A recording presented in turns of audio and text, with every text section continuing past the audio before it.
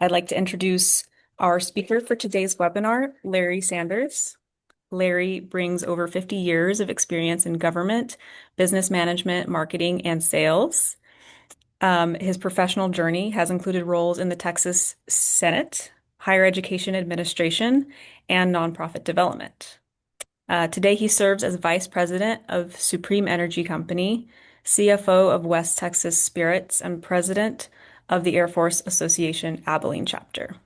He is passionate about history and adventure and has dedicated himself to photography, maritime archaeology, and preserving Texas's Cold War heritage, which we will hear about today. So, with that, I'll turn it over to you, Larry. Thank you so much. And it's very, very exciting to be making this presentation today. Preservation Texas is an amazing organization, and I'm excited to be sharing a little bit of background on the Lawn Atlas Missile Base with y'all and moving forward in that regard. Let me see if I can pop up our Zoom presentation here. There we go. Hit share.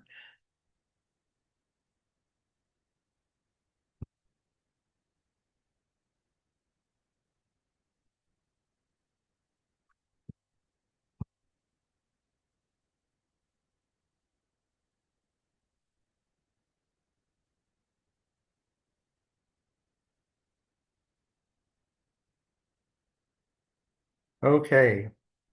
Um, Again, welcome, Preservation Texas, and hopefully you'll have some interesting exposure to a unique aspect of Texas history.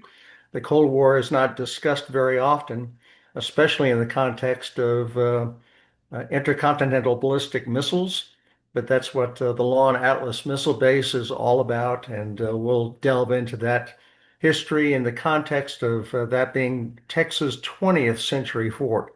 And I'll elaborate on that theme in just a moment. I ask facetiously to most groups I present to if anyone remembers the Cold War.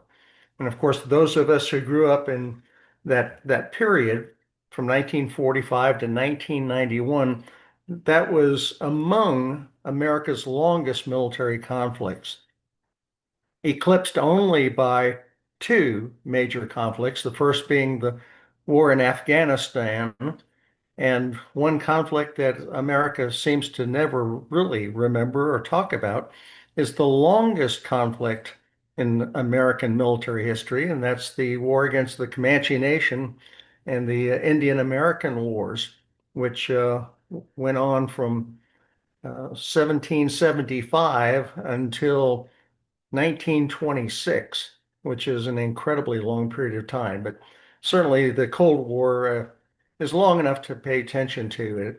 It involved every aspect of life for those of us that grew up in that time, from government to military engagement. So we all lived the Cold War. Everywhere we went, we saw signs of emergency scenarios, fallout shelters, emergency provisions. People were encouraged to build fallout shelters, etc. We all fought it, whether we were combatants in the military or not. As civilians, we lived it every day. My favorite example is just think for a moment about your vision of the Olympics during the Cold War. Every time we went against the Soviet Union in anything, that we were actually fighting a Cold War battle. And if you don't believe me, just think for a moment about our victory against the Soviets in hockey. It was like it was the end of World War II. It was an amazing victory. So we all fought it. I grew up in the duck and cover generation. And I spent more time doing duck and cover drills in school than we ever did do fire drills. So it was a remarkable inundation in that culture, and we experienced it every day. We obviously survived it, or we wouldn't be talking about that history today. But one thing that we fail to do is recognize the fact that we won it. We emphatically beat totalitarian communism in the Soviet Union, and we won the Cold War. Unfortunately, with that victory, we failed to recognize in media, in celebrating the lives and the sacrifices of those who are part of that victory, um, as a result of a lack of media awareness and celebration for years that should have been occurring all across the free world, we forgot it. And we forgot the people that were a part of that amazing victory. And that needs to be celebrated at every level of government, local civilian life, education, media, etc. We just need to pay attention to that victory because if we don't, we're going to totally forget it.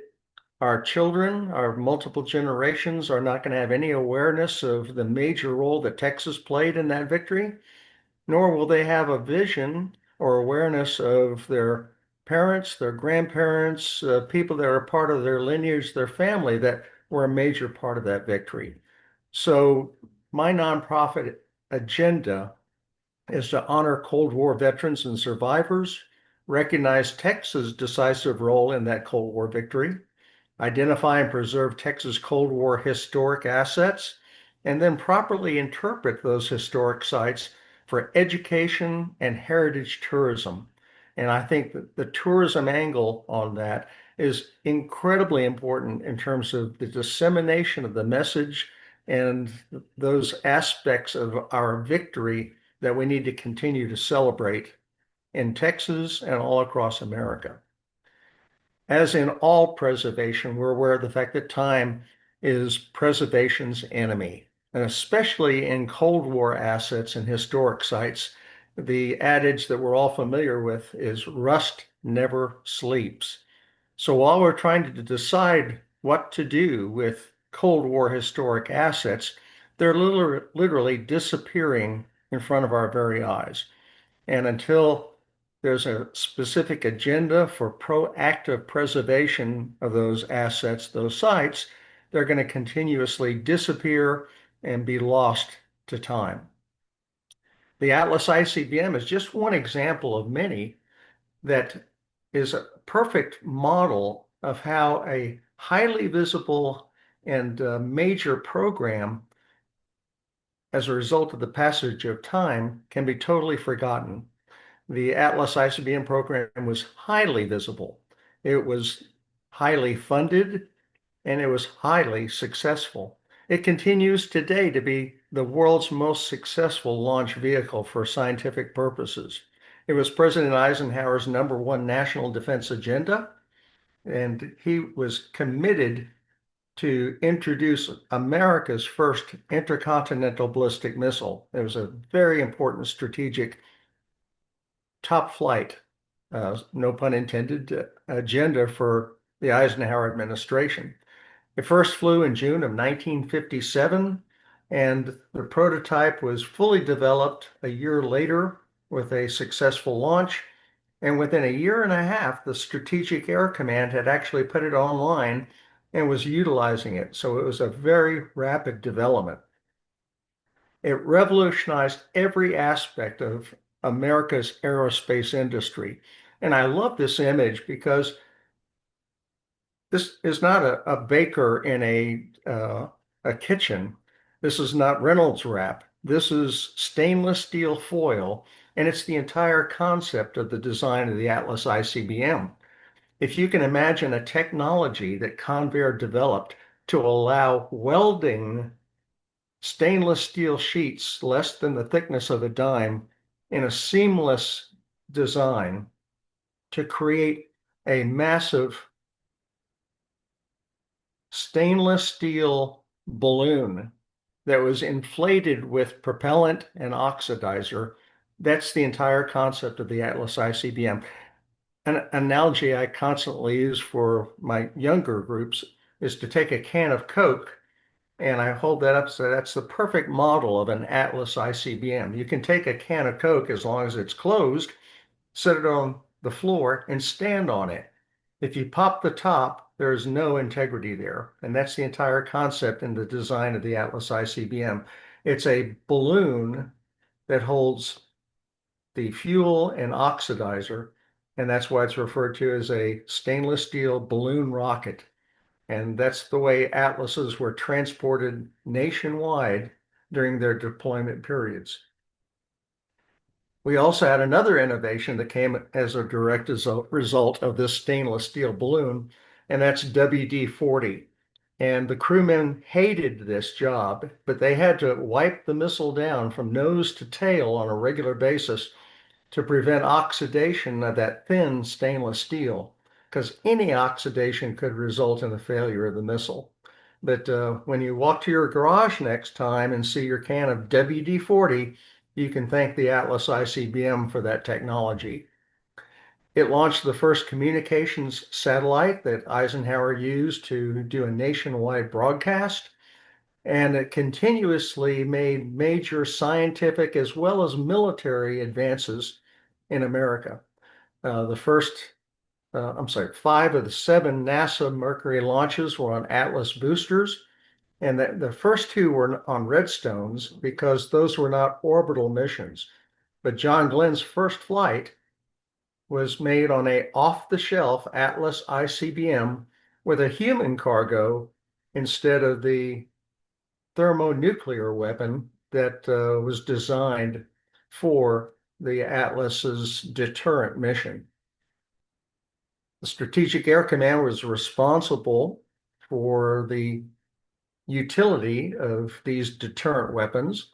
And with the addition of our ICBM fleet to the manned bomber fleet and later to the Navy's Polaris submarine fleet, we had the creation of what we still utilize today, referred to as the strategic triad.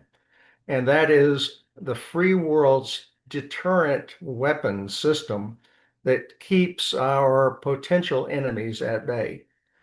Philosophically, let me just mention this. Deterrence only works when your enemy loves its children and its society more than it hates you. And I can elaborate on that philosophy if anyone's interested when we communicate later. The Atlases were launched on a regular basis from Vandenberg Air Force Base in Lompoc, California, to test the missile's capability as well as the capability of the crewmen that were responsible for that weapons system. And this is another perspective of the Mark IV reentry vehicle to give you an idea of the scale of that weapon. It was very intimidating. It had a range of over 8,500 miles. It could deliver its payload within 1,500 yards of its target and deliver a weapon that was over 5 times more terrifying and destructive than the nuclear weapons utilized at the end of World War II on Hiroshima and Nagasaki. So there's a tremendous amount of deterrence based on the fear factor of this strategic weapon. It was deployed in multiple phases as the technology developed, first in horizontal hangars called uh, coffins by the operators, and that's the Atlas D launch site, and then later the Atlas E, which is also a coffin configuration. And you can see the way the door rolls away from the missile, much like the Dracula movies, and that's why they're referred to them as coffins. But the first super hardened subterranean storage was the Atlas F, and that's what the state of Texas hosted. And we had a total of 13 sites in the state of Texas. That's 12 around Dyess Air Force Base and 1 across the Red River that was a part of Altus, Oklahoma's 12 missile sites. They're all identical in terms of their configuration. And they had 2 standard Quonset hangars. They had an entry portal where the crew went in and out of the subterranean section. There was an escape hatch, and I want to call attention to one small detail you see here in the very center toward the right, and it's called the sight tube. And that's kind of a T-shaped piece of concrete under which was a 180-foot 10-inch pipe. that went into the ground at exactly 69 degrees and allowed a device at the end of the sight tube to look through that 180-foot 10-inch pipe at Polaris and orient the missile's inertial navigation system. And that's what made the Atlas so incredibly accurate as it delivered its payload to whatever target was intended. And it amazes me that anyone could put a 180-foot 10-inch pipe in the ground with such accuracy to allow you to look through that pipe and see a speck at the end of that, and that speck would be the North Star.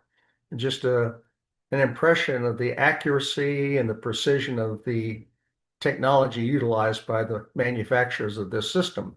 It was deployed at 6 different Air Force bases nationwide, only 2 of which are open today, Altus, Oklahoma, and Dyess Air Force Base in Abilene.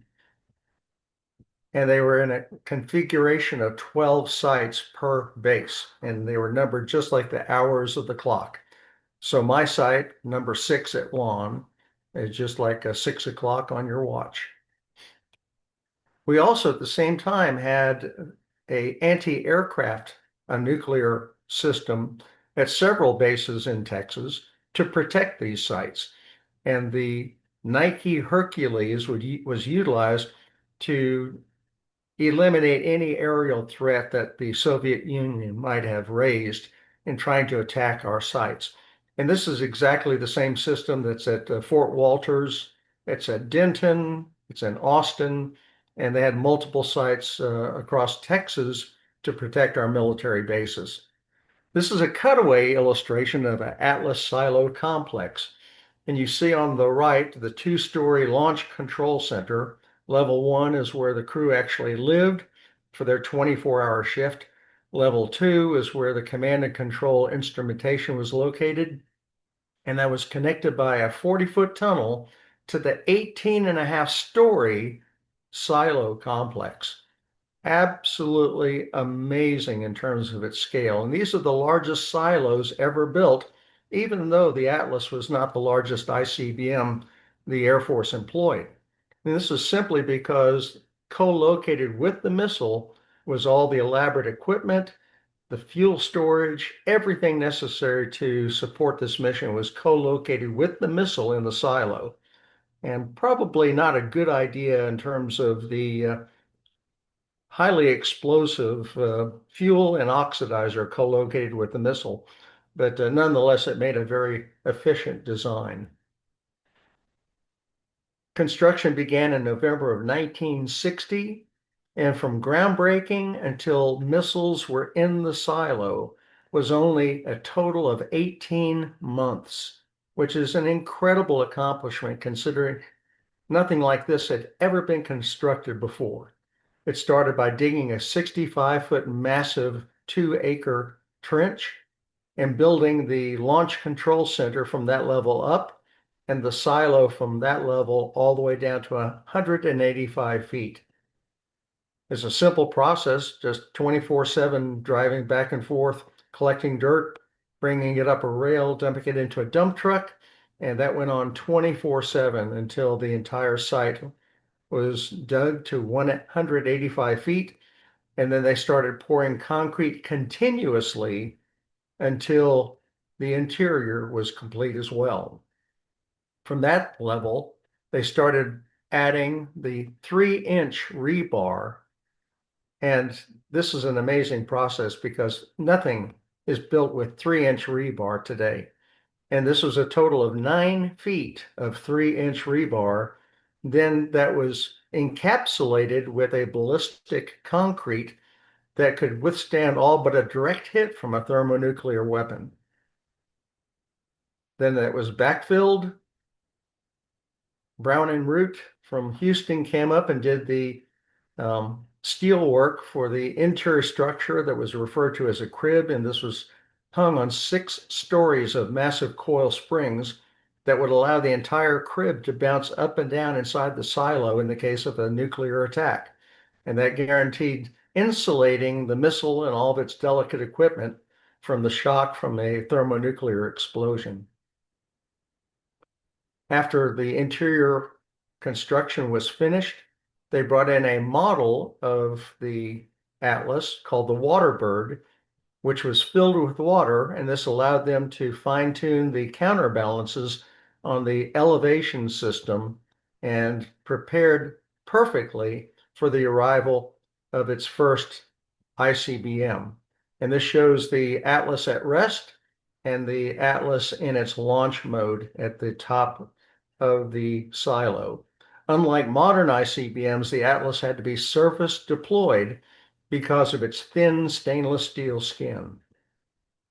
The Atlas was brought in, erected on the launch platform, and then lowered into its launch position. And this is what a Atlas looks like as it's emerging from the silo, fueled with liquid oxygen that freezes up the exterior of the missile. Looks like it's been painted white, but that's how you can tell if a Atlas ICBM is locked and loaded, ready for deployment. This cutaway again of the two-story launch control center, suspended from the ceiling by air shocks, which guaranteed its security from any vibration from an exterior attack. Level one was the ready room where the crew lived. They had a full kitchen, bathrooms, showers, all the luxuries of a ICBM launch facility. And this is where they lived during their 24-hour shift. Level two was the command and control level. And you see the launch console with the seats for the commander and vice commander. At the left is the vertical power generation station, and then the communications equipment in the foreground of this image. The crew of five were there for a 24-hour shift, and they were totally responsible for every function of the launch of the Atlas missile, which is remarkable when you compare that to the NASA mission, which used well over 100 crewmen to fire a single Mercury missile, which is exactly the same launch vehicle. So it's a tremendous amount of responsibility for these young crewmen, highly trained, and they represented only 5% of all those qualified in the Strategic Air Command. So these were brilliant young professionals that had a very, very challenging job. They arrived for their 24-hour shift with all their provisions, and they never left until the end of that 24-hour shift. And anything they needed during that time frame, they had to bring with them. You notice also their unique Air Force uniforms, which were very, very specialized for the Atlas mission. This is because this is a oxygen-rich environment. So if anyone got peanut butter on their uniform or changed the tire and got grease, anyone could look at that angelic uniform and tell if you've had grease or any type of hydrocarbon on it, because hydrocarbons introduced into any oxygen-rich environment become catastrophically, spontaneously explosive. So it's very important for these guys to make sure their uniforms were always free of hydrocarbons. And again, another vision of a locked and loaded Atlas ICBM. General Curtis LeMay and Robert McNamara decided to pull the plug on the Atlas ICBM in May of 1964, and all Atlases of all types were removed and sent to California for storage by April of 1965. And they all went to Norton Air Force Base in San Bernardino for temporary storage until they were adapted for scientific purposes. The Atlas was replaced by the Titan II that was active until 1985, and we continue today to rely on the Minuteman as our primary ICBM deterrent weapon. Atlases continue to be utilized for peacetime missions right up until today, and the Atlas V continues to launch scientific payloads, and it's tremendously successful. And there's a lot of other competitors coming up and experimenting with launch vehicles, but Atlas is still number one. But what happened to the launch sites? Well, the launch site was acquired by the city of Lawn in 1961, 1971, and they used it as a community shelter for tornadoes and disasters. And they utilized that for about 2 years, and then they just deserted it and went back to Mother Nature until I came along. These sites have been primarily lost to private development, deterioration, or demolition over the years. This is a great example. This is the first picture I showed you earlier of the launch site at Vandenberg Air Force Base, which was the first ICBM launch facility in America. And that's the current disposition of that historic property. And very, very sad. And that was my inspiration the first time I saw that, no one was extending a hand to preserve this very, very significant military history. The lawn site was, I acquired it in 1999 and started working on it. And this was the way the site looked when I started.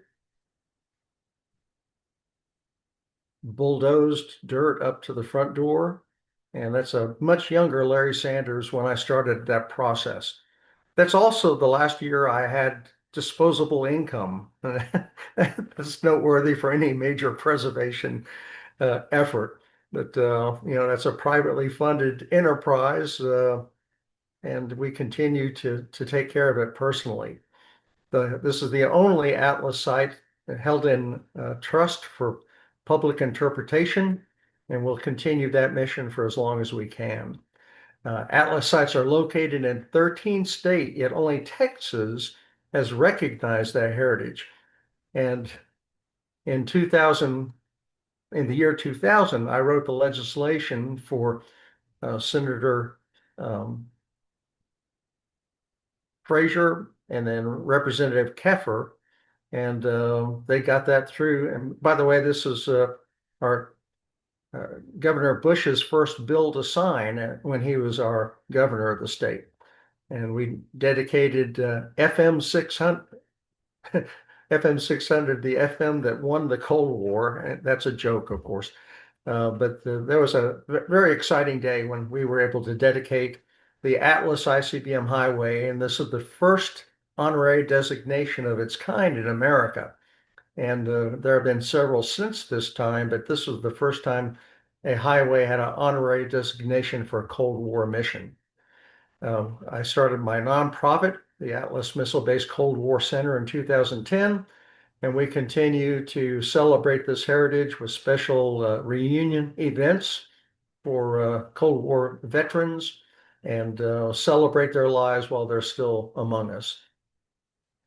We do oral history projects and reenactments, and that's Jeff Salmon from Frontier, Texas, and myself, and really enjoy the enactments and going through launch sequences and telling the story of the Atlas heritage. And we're also proud possessors of one of the first of 17 undertold Texas history markers in the state of Texas. And that's the dedication of that marker in 2019. We continue to explore the site, and this may shock you, but this is the only means I have for site exploration now, because the silo is filled with 165 feet of potable water. And it's a very intimidating, dangerous dive, but yet we continue to investigate for assets, for things that are still down there that need to be recovered and preserved. Some comparison shots very quickly. That's the way the property looked in 99 when I started, and it slowly evolved, getting the land cleared so you could access it easily. This is level one when we started in 1999. It's in pretty rough shape. This is my wife after she got the first coat of paint on that wall. So Regina was pretty excited about that. And then that's the way it looks today. We continue to have groups and education meetings. and utilized that for orientations. The stairwell before we sandblasted and painted it, and then level two after it was modified for interpretation and gatherings for historic purposes. This is the escape hatch in 69, and this is the way it looked in 99 when we started working on the site. And then restoration of the emergency escape hatch over the years. And that's the way it looks today. And we're really proud of that. The 463rd Airlift Wing at Dyess Air Force Base was instrumental in assisting me in the restoration of the emergency escape hatch. My vision for this site in the future is for it to become a addition to the Texas Forts Trail and representing its role in Texas military history as the first 20th century addition to the Forts Trail. And that's why I refer to this as Texas 20th century fort. It takes a lot of work on a project like this, and a lot of volunteers from Abilene Christian University, Dyess Air Force Base, Goodfellow Air Force Base are very active.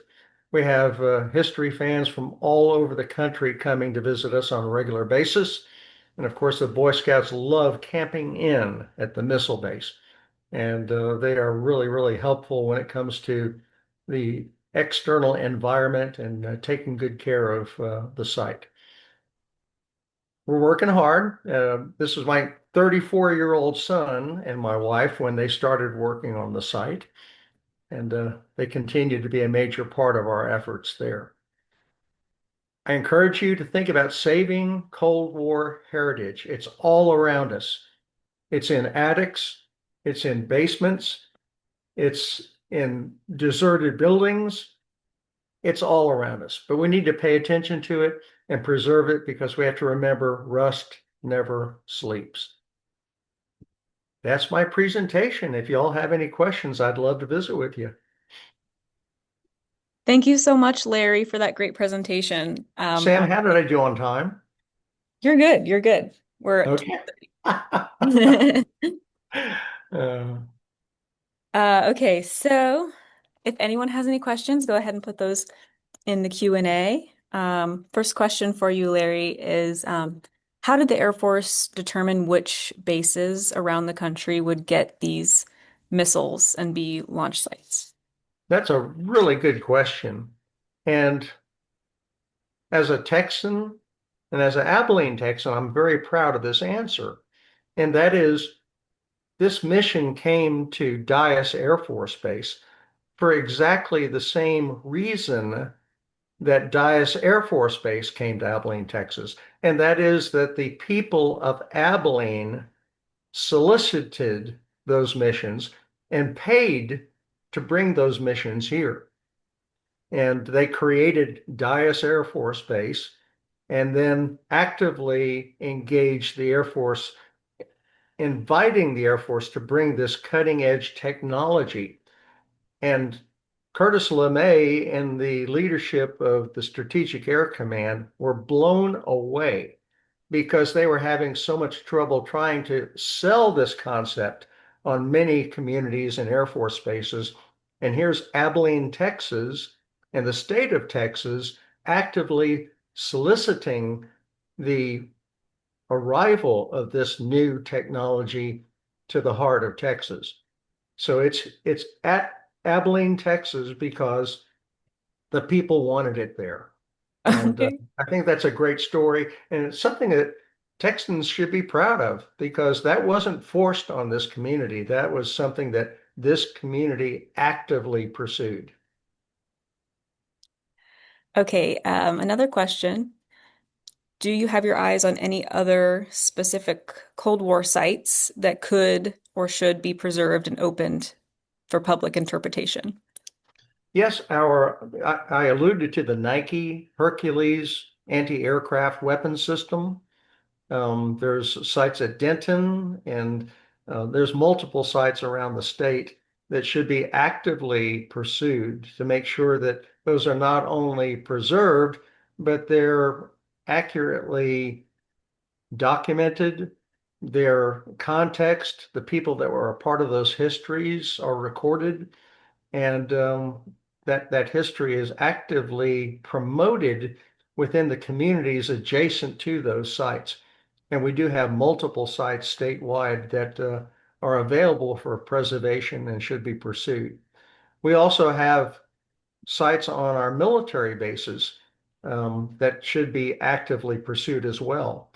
We've lost a sad number of facilities statewide to development and destruction because the military, for the most part, is not interested in preservation. They are interested in budgets and active utility of facilities. Mm, So interpretation is really not a part of their vocabulary. yeah.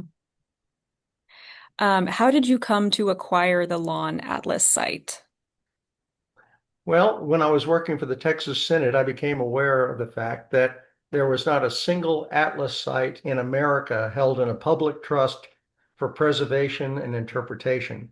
So I started the Atlas ICBM Historical Society, and we did a nationwide tour looking at facilities and found the ideal site in Seward, Nebraska, and came back all excited because we had found the perfect preservation site. And then were ultimately disappointed to learn that no one in Nebraska cared. So a bunch of Texans projecting a preservation agenda on a site that far away was a hopeless dream. So I was doing an economic development talk to the city of Lawn one evening. I know that sounds oxymoronish, but afterward, the mayor approached me and asked me why I hadn't expressed an interest in the lawn site. And I went into copious detail as to why, because we thought it was a TNRCC licensed landfill. And I asked him how much money it would take to empty out a silo. It's 383,000 cubic feet, empty the trash from it. And he said, no, we never put any trash in the hole. So we broke in that weekend and he gave me a tour of his site. And I spent the next 6 months doing research on how I could legally, as a state employee and an employee of the Texas Senate, acquire that property without all of us winding up in jail. So it worked, and the city of Lawn thought I was the biggest idiot that ever walked in City Hall when I handed them the proposal and the proposal had to equal the ag value of the property and quite a few other considerations. So the city really considered that a godsend in terms of funding and money for a non-income producing asset that they had never dreamed. Mm. More information than you needed on that answer, but Yeah. that's how I wound up getting a missile base. Could you go back to that photo with your son and your wife emptying out the, can you tell us that story? Oh, okay. Yeah, that's when Keith was at his Opie stage. And as a 10-year-old, he could do things on the missile base that adults couldn't do. And the emergency escape hatch is a perfect example because it's a concrete tube that goes straight down to the launch control center, and it's filled with 4 tons of masonry sand to act as a heat and a shock absorber in the case of a nuclear attack. So the problem is, how do you get 4 tons of sand out of a concrete tube? Well, an adult can't do it. You can't use a shovel, you can't bend over, you can't do anything. But a 10-year-old can sit on his bottom with a Pringle potato chip tube and scoop sand into a bucket, and then Regina would pull the bucket up and lower it back down.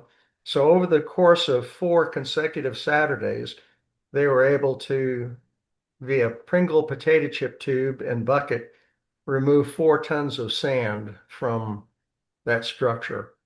I love That's that story. that's preservation, folks. Yeah. Okay, so you mentioned potentially getting the Lawn Atlas site added to the Texas Forts Trail. Somebody is That's a asking dream. Yep. if you had any thoughts about creating a Cold War Texas trail, or if there are even enough sites to create such a trail. I don't think there's enough momentum behind the interest in Cold War history yet to manifest itself with the creation of boards, historic preservation sites, and restoration of sites to accomplish that. There's another site that I failed to mention, and I don't know how many of you are aware of El Dorado and the PAVE pause. It's a massive over-the-horizon radar facility that the Air Force constructed during the end of the Cold War. It's totally deserted now. It's monumental. It's almost pyramid-like for those of you who have driven past El Dorado and seen that facility.